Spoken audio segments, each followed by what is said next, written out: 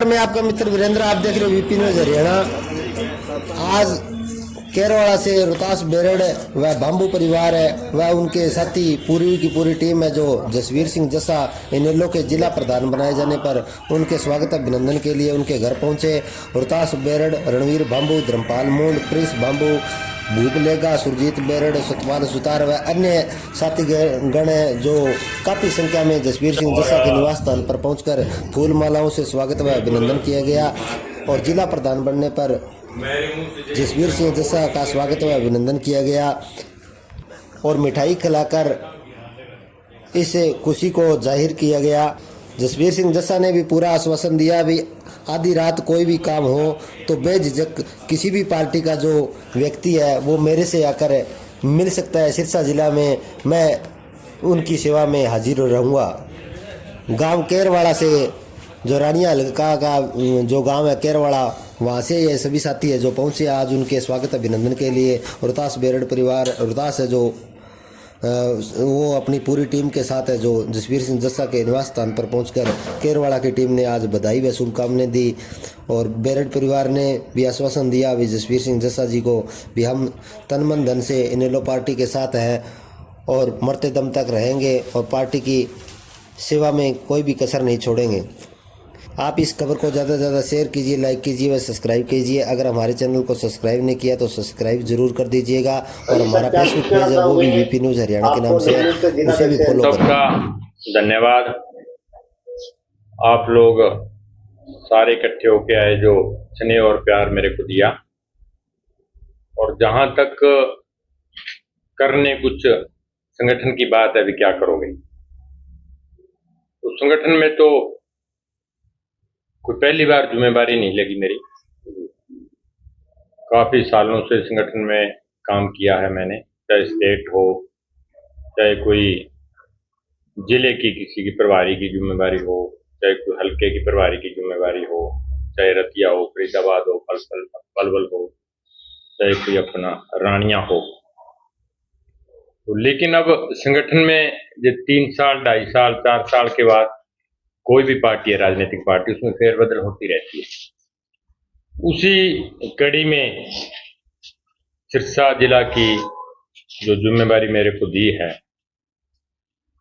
12 अध्यक्ष नए बनाए हैं 22 में से। तो करने वाली बात जो आप पूछ रहे हो भी संगठन में क्या करोगे, तो चौधरी देवीलाल की पार्टी है जय इंडियन नेशनल लोक दल, अच्छे लोगों को साथ जोड़ेंगे। कुछ साथी 2018 में जैसे इधर उधर निकल गए थे, कुछ परिस्थितियां ऐसी थी, तो अब कल भी हमारी फतेहाबाद में मीटिंग है, चौधरी अभय सिंह की मीटिंग लेंगे। जिले वाइज जी उनकी 10-10 आदमी बुलाए हैं हर जिले से, 7-8 जिलों की है कल फतेहाबाद में। तो संगठन की जो रूपरेखा है, जो नए लोगों को संगठन में शामिल करना है, जो काम करने वाले हैं, तो उस पर कंसीडर करेंगे, उस पर विचार करेंगे। धीरे धीरे उसके बाद, जैसे मैं तो टिकने वाला आदमी नहीं, घर तो रहते नहीं है, तो जैसे काला वाली डा वाली अब भी रानिया निकलूंगा आधे घंटे बाद, तो लोगों को मिलेंगे। जो लोग घरों में बैठे हैं, पुराने कार्यकर्ता हैं, चाहे दूसरी पार्टियों के भी हैं जो अच्छे लोग हैं, तो उनसे तालमेल बढ़ा करके उनको अपनी पार्टी की नीतियों के बारे में अवगत कराएंगे, तो कि वो उसके बाद वैचारिक तौर पे हमारी पार्टी में शामिल हो करके, क्योंकि एक ठीक लोग हैं जो, उनको हर किसी को प्लेटफार्म मिलना चाहिए, राजनीतिक अच्छा प्लेटफार्म चाहिए। तो मेरे ख्याल से जो ग्रामीण अंचल में बसने वाले लोगों की आवाज को बुलंद करता है कोई, तो वो चौधरी देवीलाल की पार्टी है। आप अगर पीछे बात करें चौधरी साहब की, तो चाहे विधानसभा थी चाहे लोकसभा थी, जब भी उनको मौका मिला तो उन्होंने खास करके गरीब लोग, दबे कुचले ग्रामीण अंचल में बसने वाले लोग, छोटे शहरों में चाहे कोई मजदूर है, गरीब है, दिहाड़ीदार है, उसकी आवाज को लोकसभा विधानसभा में बुलंद करने का काम किया है। तो अगर आप देखो 90 विधानसभा में से अब हरियाणा की हमारी पार्टी के 2 विधायक हैं, एक रानिया से हमारे अजीज अर्जुन जी हैं, एक छोटे भाई दावाली से हैं आदित्य जी। और आपने देखा होगा, क्योंकि आजकल सोशल मीडिया का जमाना है, और जितने दिन सेशन चला दे तो पार्टी क्लेम करती है 37 है कि 38 है कांग्रेस के, 37 है क्या विधानसभा में, अब 37 है। तो अपोजिशन लीडर अभी तक बना नहीं सके। विधानसभा के अंदर बीजेपी के बाद संख्या के हिसाब से सबसे ज्यादा कांग्रेस के विधायक हैं, और भूपेंद्र हुड्डा जी ने अपना टाइम पास किया है एक मजाकिया लहजे में। उन्होंने कोई जो मुद्दे थे हरियाणा के, एक मुद्दे पे भी बहस नहीं की। जहां तक हमारे विधायकों की बात है, चौधरी देवीलाल की नीतियों को आगे करते हुए इन्होंने हरियाणा प्रदेश के जो मुद्दे थे उनको इन्होंने वहां उठाया है और सॉर्ट आउट करने का काम भी किया है। भूपेंद्र हुड्डा यानी कांग्रेस पार्टी अभी तक कार्यकारिणी नहीं बना पाई, क्या कुछ? ये आज की बात नहीं है, पिछले 15 साल से देखो इनका पार्टी का सिरसा का जिलाध्यक्ष कौन है आपको पता है कोई? इनका प्रदेश का जरूर हुआ था, वो भी पार्टी छोड़ के भाग गया। उसके बाद स्टेट की कार्यकारिणी, जिले का जब अध्यक्ष ही नहीं है तो कार्यकारिणी कहाँ है? अपोजिशन लीडर ही नहीं बना सके। जहां तक अपोजिशन लीडर की बात मैं आपको बताऊं, अगर कॉन्स्टिट्यूशन की बात करें, हम संवैधानिक बात करें, तो कई काम ऐसे होते हैं विपक्ष के नेता के बगैर वो काम नहीं होते। चौधरी अभय सिंह जी भी विपक्ष के नेता रहे हैं 2014 में, तो हमें इस बात का पता है विपक्ष का नेता की भूमिका बहुत होती है विधानसभा के। और कई जैसे ऑटोनोमस बॉडी है, जैसे यूनिवर्सिटी है, यूनिवर्सिटी का वाइस चांसलर लगाना है तो वहां विपक्ष के नेता की जरूरत पड़ेगी आपको। और संवैधानिक पद बहुत हैं जहां विपक्ष के नेता की सूचना जोग होता है, जैसे उसमें विपक्ष के नेता की जरूरत पड़ेगी, उनके सिग्नेचर होंगे। तो वो पेंडिंग पड़े हैं हमारे प्रदेश के अंदर, पेंडिंग पड़े हैं इसकी कांग्रेस की वजह से। हजारों बच्चे ऐसे हैं तो उस चीज से चुनाव जो सूचना जोग है जो उससे जुड़ा हुआ है, तो उस चीज से वो भी वंचित रहे हैं इनकी वजह से, कांग्रेस की वजह से। और अब मेरे ख्याल में सरकार ने एक प्लानिंग के तौर पे वो जो कमेटी होती है वो एक नॉमिनेट कर देंगे इसका, वैसे ही किसी सीनियर आदमी को, कांग्रेस का जो सीनियर आदमी होगा उस कमेटी का अध्यक्ष बना के फॉर्मल तौर पे वो करके, तो ये टाइम पास वाली बात है। लेकिन कांग्रेस ने एक कदम भी नहीं उठाया इस काम के लिए।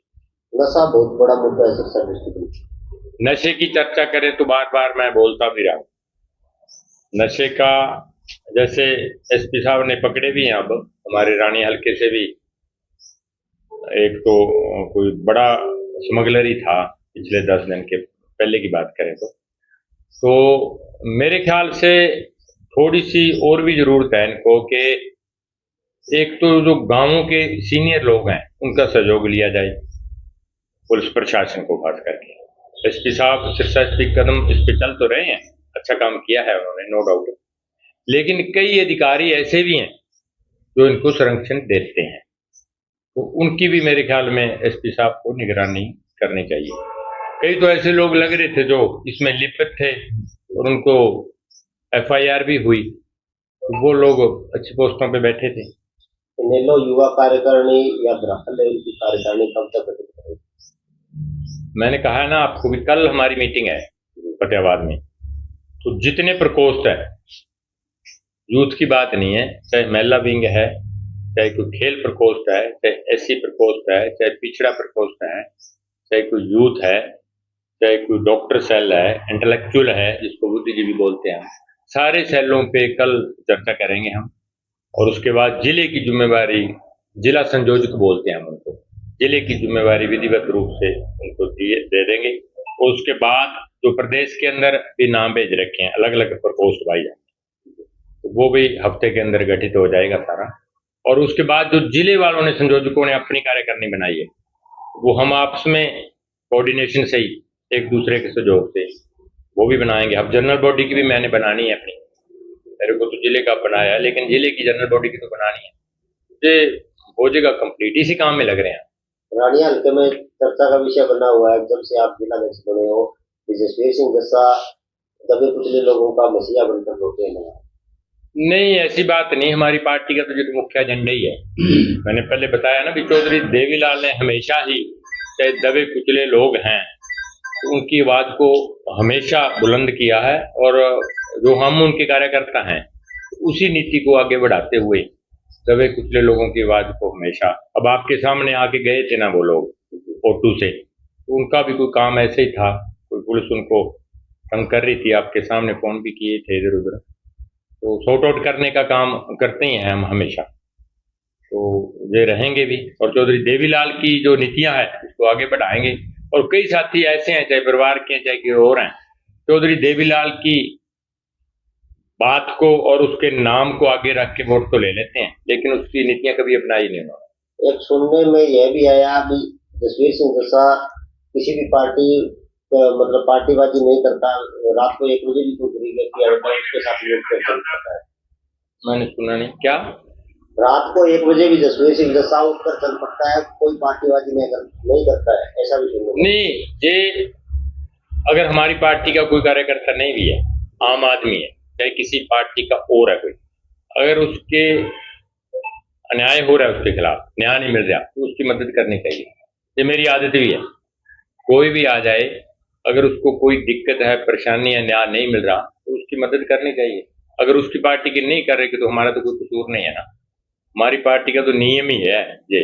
जैसे चौधरी देवीलाल का आपको क्या था, अभी लोगों के साथ खड़े मिलते, तो उनकी नीतियों पे हम चल रहे हैं। जब से नेता पार्टी की सरकार गई है उसके बाद में तो जेजेपी पार्टी अलग बन गई, नेता अलग हो गई, उसके बाद में वोट बैंक घटा है, तो क्या जसवीर सिंह जैसा भी आने से वोट बैंक बढ़ेगा? प्रदेश की बात तो चलो हमारा जो शीर्ष नेतृत्व है कर रहा है इस बात पे। जहां तक जिले की बात है, आपको विश्वास दिलाता हूं, मैं, इतने बंदे बैठे हो, आप सारे बैठे हो, आपको रिजल्ट मिलेगा इसका, क्या 1 साल के अंदर ही रिजल्ट मिलेगा आपको। पुराने कार्यकर्ता पुराने भी जुड़ेंगे, नए भी जुड़ेंगे, और सबसे मजबूत जो दल होगा वो इंडियन नेशनल लोकदल ही होगा। मैं सिरसा जिले की बात कर रहा हूँ, बाकी स्टेट में भी हमारा जो शीर्ष नेतृत्व है, अलग अलग जैसे ड्यूटियां हैं उनकी लगी हैं, तो अपने अपने क्षेत्र में वो अपना काम करेंगे, और मेरे को उम्मीद है कि प्रदेश के अंदर ही 2029 में जो चुनाव आएंगे, एक मजबूत दल जो होगा इंडियन नेशनल लोकदल उभरेगा। और जहां तक आपने कहा है कि ये लोग कुछ छोड़ गए थे, उसके बाद वोट प्रतिशत घटा है, मैं आपको बताऊं 1992 में भी परिवार के कुछ लोग छोड़ गए थे, लेकिन उसके बाद आपने हालात देखे हैं, उसके बाद राज भी बना है, और जो छोड़ के गए थे उनको कुछ बना भी नहीं। क्या पहले वाला राज तो ओम प्रकाश चौटाला जी कहते थे कि 7 कोटी का जुगाड़ कर दूंगा, वैसा राज आएगा अभी?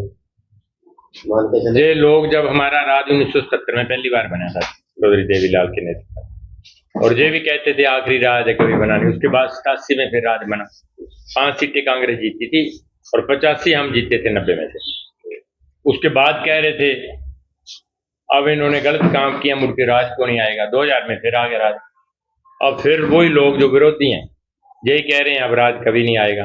आप देखते जाना 2029 में, पहली बात तो 2019 में था जी, चलो परिस्थितियां ऐसी होगी, 2029 में निश्चित तौर पे राज बनता, कुछ ना कुछ हो जाता है, लोग इधर उधर हो जाते हैं किसी कारणवश जो परिवार में हुआ, लेकिन 2029 में वो लोग देख, एक्चुअल जो लोग साथ गए थे ना उन्होंने सारा कुछ देख लिया।